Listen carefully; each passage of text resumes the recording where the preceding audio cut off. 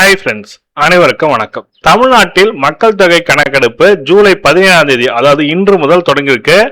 இது ஃபர்ஸ்ட் பாத்தீங்கன்னாக்கா 15 நாளைக்கு ஆன்லைன் மூலமாக வீட்டிலிருந்து அப்ளை பண்ண முடியும். இதை ஆன்லைன்ல நம்ம எப்படி செல்ஃப் எனுமரேஷன் அதாவது சுய கணக்கெடுப்புக்கு எப்படி நம்ம ஆன்லைன் மூலமாக ரெஜிஸ்டர் பண்ணலாம் என்பதுதான் இந்த வீடியோல ஃபுல் டீடைல்டா பார்க்க போறோம். ஆகஸ்ட் 1 முதல் ஆகஸ்ட் 30 வரைக்கும் பாத்தீங்கன்னாக்கா வீடு வீடா செக் பண்ணுவாங்க. அதாவது உங்களோட கணக்கெடுப்புல உங்களோட டீட்டெயில் கேட்பாங்க. அந்த டீட்டெயில நீங்க சொல்ற மாதிரி இருக்கும். அப்படி இல்லை சார், நானே என் டீட்டெயில் நானே ஃபில் பண்ணிக்கிறேன் சார்ன்றவங்க ஆன்லைன்ல வெறும் 10 நிமிடம் நீங்க ஆன்லைன்ல 10 நிமிடம் செலவு பண்ணா போதும். உங்களோட இன்ஃபர்மேஷன் எல்லாத்தையுமே ஸ்டோர் பண்ணிட்டு நீங்க கணக்கெடுப்புல நீங்க அவங்க கேட்க சொல்ல ஒரு ஐடி மட்டும் கொடுத்தா போதும். அது என்ன ஐடி, எப்படி பதிவு பண்ணணும் போன்ற முழுமையான தகவல் தான் ஸ்டெப் பை ஸ்டெப்பா எக்ஸ்பிளைன் பண்ணியிருக்கேன். வீடியோ ஸ்கிப் பண்ணாம கடைசி வரைக்கும் பாருங்க. வீடியோ பிடிச்சிருந்தா லைக் பண்ணுங்க, கூடிய சப்ஸ்கிரைப் பண்ணுங்க. வாங்க வீடியோக்குள்ள போகலாம். இதுதான் அபிஷியல் வெப்பேஜ். சென்சஸ் ஆஃப் இந்தியான்னு சொல்லிட்டு கொடுத்துருக்காங்க பாருங்க. 2027க்கான நோட்டிபிகேஷன் இதான். இப்படிதான் அப்ளை பண்ணுன்றது ப்ரொசீஜர் கொடுத்துருக்காங்க. இதுல என்ன state self enumeration HLO login சொல்லிட்டு கொடுத்துருக்காங்க பாருங்க. இன்னையில இருந்து அதாவது ஜூலை 17 தொடங்கிருக்கு. நம்ம ஸ்டேட்டை செலக்ட் பண்ணிக்கோங்க. அதுக்கப்புறம் கேப்சா என்டர் பண்ணிக்கோங்க. வெரிஃபை கொடுத்தோன்னா உங்களுக்கான இன்ஃபர்மேஷன் கொடுத்துருக்கேன். நீங்க ஃபில்அப் பண்ணும்போது கரெக்டாக பண்ணுங்கன்ற மாதிரி சொல்லி கொடுத்துருக்காங்க. ஃபில்அப் பண்ணி முடிச்ச உடனே சென்சஸ் ஆஃப் ஐடி உங்களுக்கு கிரியேட் ஆகும். அந்த ஐடி நீங்கள் யூஸ் பண்ணிக்கலாம். அது எந்த ஐடி செல்ஃப் எனுமரேஷன் ஐடி பார்த்தீங்கன்னாக்கா உங்ககிட்ட வீடு வீடாக செக் பண்ணும்போது அந்த ஐடி கொடுத்தா போதும். நீங்கள் அவங்க அப்படியே அப்டேட் பண்ணிப்பாங்க. உங்களோட டீட்டெயில் நீங்களே அப்டேட் பண்ணால் தான் நல்லா இருக்கும். உங்களோட டீட்டெயில் பார்த்தீங்கன்னாக்கா எப்படி பதிவு பண்ணணுன்றத டீட்டெயில்டான ஒரு டுட்டோரியல் கொடுத்துருக்காங்க. இதை பாருங்க, டுட்டோரியல் வீடியோன்னு சொல்லிட்டு இருக்கும். அந்த டுட்டோரியல் வீடியோ கிளிக் பண்ணீங்கன்னாக்கா ஒவ்வொரு மாவட்டத்துக்கான எந்தெந்த ஸ்டேட்டுக்கு நீங்க அசாமா, குஜராத்தா, பஞ்சாபி எல்லா ஸ்டேட்டுக்கு இருக்கு. நம்ம தமிழ்நாடுன்றதுனால தமிழ்நாடு கிளிக் பண்ணிட்டு இந்த செல்ஃப் எனுமரேஷன் எப்படி பதிவு பண்ணுன்றத டீடைலா ஸ்டெப் பை ஸ்டெப்பா எக்ஸ்பிளைன் பண்ணிருக்காங்க. இந்த லிங்க், வீடியோ லிங்க் நான் டிஸ்கிரிப்ஷன் லிங்க்ல கொடுக்குறேன். அப்படின்னா இந்த வீடியோ பாருங்க. வணக்கம். இந்தியாவில் 2027 மக்கள் தொகை கணக்கெடுப்பு ஆரம்பமாக போகுது. இந்த கணக்கெடுப்பு ரொம்ப ஸ்பெஷல். ஏன்னா இது டிஜிட்டல் முறையில் நடக்க போகுது.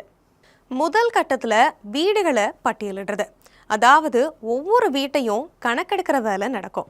இரண்டாவது கட்டத்தில் மக்கள் தொகை கணக்கெடுப்பு நடக்கும். இப்போ முதல் கட்டத்தை பற்றி பார்க்கலாம். இதுக்காக நியமிக்கப்பட்டவங்க உங்கள் வீடுகளுக்கு தகவல்களை சேகரிப்பாங்க. ஆனால் இந்த வேலையை நீங்களே செல்ஃப் எனுமரேஷன் போர்ட்டல் மூலமாகவும் செய்யலாம். குடும்ப தலைவர் இல்லைனா அவருக்கு பதிலாக குடும்பத்தில் இருக்கிற யாராவது இந்த வெப்சைட்டுக்கு போய் அவங்க வீடு மற்றும் அங்கே இருக்கிற வசதிகளை பற்றின விவரங்களையும் பதிவு செய்யலாம். ஒரு முக்கியமான விஷயம், ஒரு குடும்பம் ஒரு மொபைல் நம்பரை மட்டும்தான் பயன்படுத்த முடியும். அதோட இது குடும்ப தலைவரோட அல்லது தலைவியோட சார்பாக பதிவு செய்யப்படணும். ஒரு முறை ஒரு மொபைல் நம்பரை பதிவு செஞ்சுட்டா அதை வேற குடும்பத்துக்கு பயன்படுத்த முடியாது. குடும்ப தலைவரோட அல்லது தலைவியோட பெயரை மாற்றவும் முடியாது. மக்கள் தங்களை தாங்களே கணக்கெடுத்துக்கிட்டா இந்த வேலை இன்னும் சுலபமாகவும் வேகமாகவும் முடிஞ்சிடும். இந்த செல்ஃப் எனுமரேஷன் ஒரு சிறப்பு வசதி.